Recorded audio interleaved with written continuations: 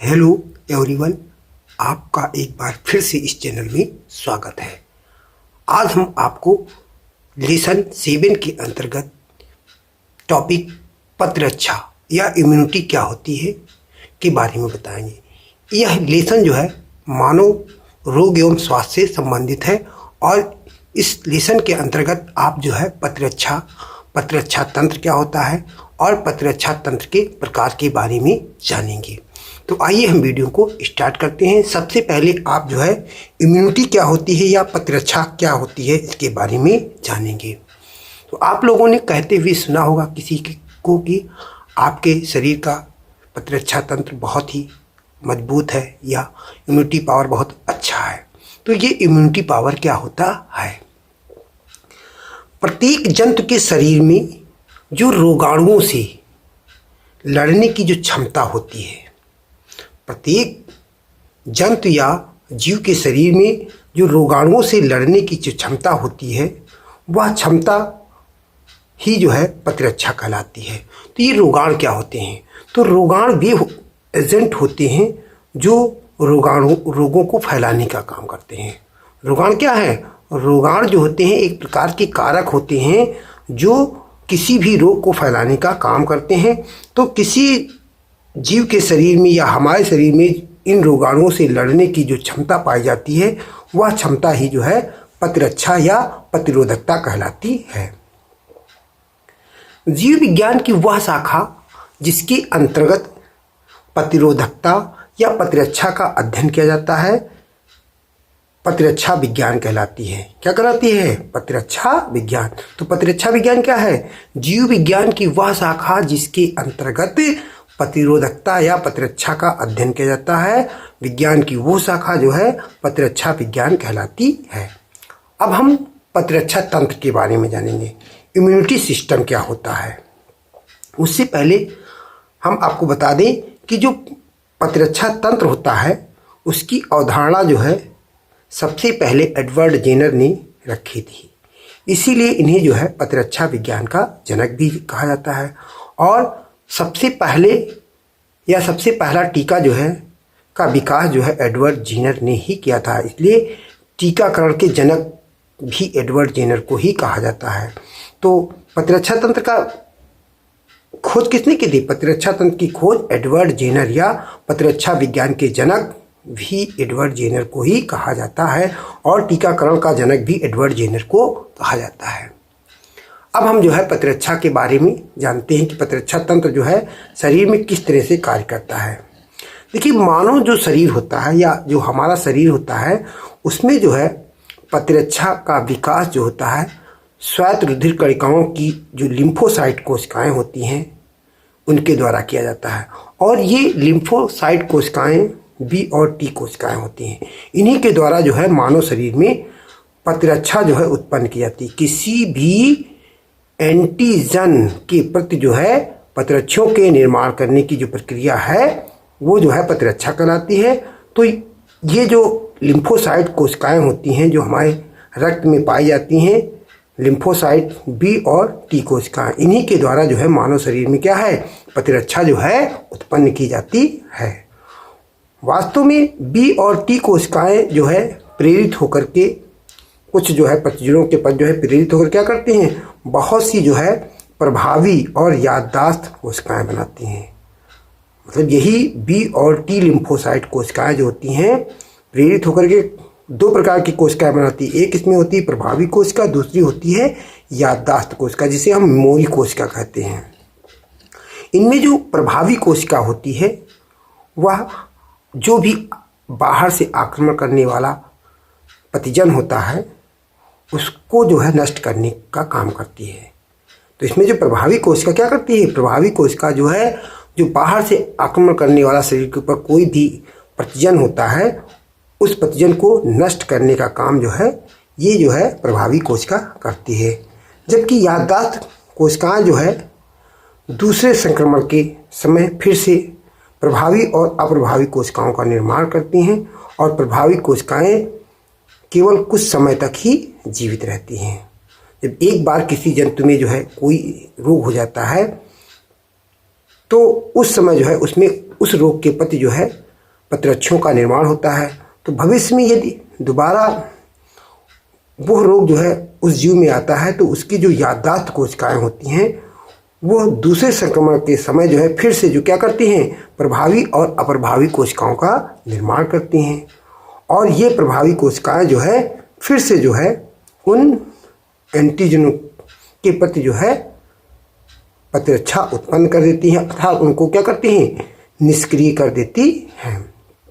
जबकि याददाश्त कोशिकाएं जो होती हैं वो बहुत लंबे समय तक जीवित रहती हैं और अपने इस जीवन काल के समय वो अपने सभी कार्यों को संपादित करती रहती हैं। जबकि कुछ जो है याददाश्त कोशिकाएं होती हैं वो जीवन भर शरीर में पाई जाती हैं और वो जीवन भर किसी विशिष्ट प्रतिजन के विरुद्ध जो है प्रतिरक्षों का निर्माण करती रहती है। इसी कारण जो है जो खतरनाक बीमारियां जो है कभी भी दोबारा नहीं होती हैं। एक बार हो जाने के बाद कोई भी खतरनाक बीमारी या भयानक बीमारियां जो होती हैं वो दोबारा नहीं होती हैं, क्योंकि दोबारा इनका आक्रमण जब भी होता है तो जो हमारी याददाश्त कोशिकाएं होती हैं वो इनके आक्रमण को क्या करती हैं, अप्रभावी बना देती हैं। इसलिए कोई भी भयानक बीमारी या खतरनाक बीमारी जो है दोबारा नहीं होती है, क्योंकि याददाश्त कोशिकाएं उनके जो प्रतिजन होते हैं उनको नष्ट करने के लिए शरीर में प्रतिरक्षी बनाने का काम तुरंत करने लगती हैं। इसलिए जो है कोई भी बीमारी जो है दोबारा नहीं होती है।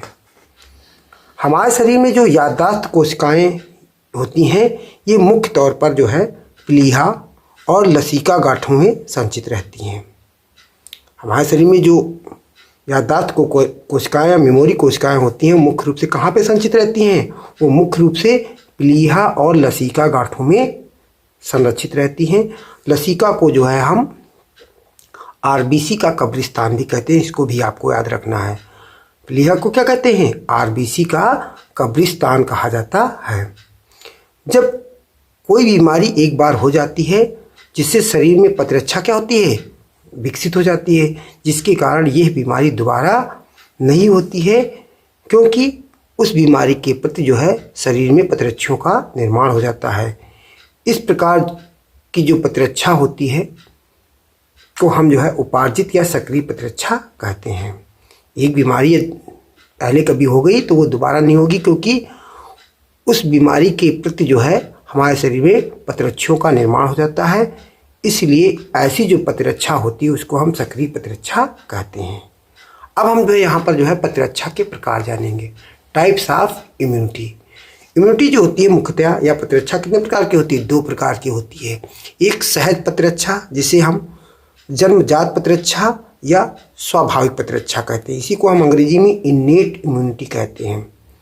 ये ऐसी प्रतिरोधकता है जो जन्म के समय से ही किसी प्राणी को क्या है, प्राप्त होती है। जिस समय किसी भी जीव का जन्म होता है उसी समय ये प्रतिरक्षा उसके शरीर को प्राप्त हो जाती है। इसलिए इस प्रतिरक्षा को हम जन्मजात प्रतिरक्षा या सहज प्रतिरक्षा या स्वाभाविक प्रतिरक्षा कहते हैं। जैसे त्वचा जो होती है वो हमेशा जो है बाहरी रोगाणुओं को शरीर में प्रवेश करने से रोकती है। तो त्वचा का जो है बाहरी रोगाणुओं का जो है शरीर में प्रवेश से रोकना जो है वो एक जन्मजात प्रतिरक्षा होती है, क्योंकि ये जो है किसी भी प्राणी को जो है या मानव प्राणी को जो है उसके जन्म से ही उसके शरीर में पाई जाती है। ऐसी प्रतिरक्षा को जो है हम सहज या स्वाभाविक प्रतिरक्षा कहते हैं। दूसरे प्रकार की प्रतिरक्षा है उपार्जित प्रतिरक्षा, इसे हम एक्वायर्ड इम्यूनिटी कहते हैं। यह वह प्रतिरोधकता है जो जीव को अपने जीवन काल के समय में किसी भी अवस्था में अर्जित करनी होती है या उपार्जित करनी होती है, या जो है जीव अपने जीवन काल के दौरान किसी भी अवस्था में इसको क्या करता है, अर्जित करता है। ऐसी प्रतिरक्षा को जो है उपार्जित प्रतिरक्षा कहते हैं। और ये प्रतिरक्षा जो है दो प्रकार की होती है। तो उपार्जित प्रतिरक्षा क्या है, ये जन्म के समय से नहीं प्राप्त होती, बल्कि जीव अपने जीवन काल की विभिन्न अवस्थाओं के समय किसी न किसी अवस्था में इसको जो है अर्जित करता है या अपने शरीर में इस प्रतिरक्षा को जो है विकसित करता है, ऐसी प्रतिरक्षा को जो है हम उपार्जित प्रतिरक्षा कहते हैं। और ये प्रतिरक्षा कितने प्रकार की होती है? 2 प्रकार की होती है। एक होती है सक्रिय प्रतिरक्षा, इसे हम एक्टिव इम्यूनिटी बोलते हैं। तो एक्टिव इम्यूनिटी क्या होती है? जब किसी जीव में अपने आप प्राथमिक संक्रमण के कारण प्रतिरक्षा उत्पन्न हो जाती है तो उसे हम सक्रिय प्रतिरक्षा कहते हैं। सक्रिय प्रतिरक्षा वो प्रतिरक्षा होती है जब किसी जीव में अपने आप प्राथमिक संक्रमण के कारण जो है प्रतिरक्षा उत्पन्न हो जाए तो ऐसी प्रतिरक्षा को हम सक्रिय प्रतिरक्षा कहते हैं। सक्रिय प्रतिरक्षा में होता है क्या कि जैसे जो है मानव में जो है किसी बीमारी के प्रति जो है प्रतिरक्षा उत्पन्न होना जो है एक सक्रिय प्रतिरक्षा का उदाहरण है। और सक्रिय प्रतिरक्षा को हम चेस्ट प्रतिरक्षा भी कहते हैं।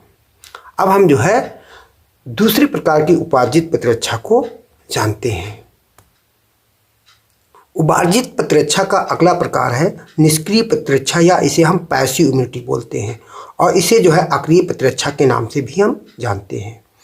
तो वह प्रतिरक्षा जो स्वयं किसी के शरीर में विकसित नहीं होती है, मतलब वो प्रतिरक्षा जो स्वयं किसी जीव के शरीर में विकसित नहीं होती है बल्कि इस प्रतिरक्षा को जो है किसी दूसरे जीव के शरीर में विकसित हुई प्रतिरक्षा से को जो है इंजेक्ट करा करके विकसित किया जाता है। तो ऐसी प्रतिरक्षा को जो है हम निष्क्रिय प्रतिरक्षा या अक्रिय प्रतिरक्षा कहते हैं। आइए हम इसको एक उदाहरण के द्वारा समझते हैं।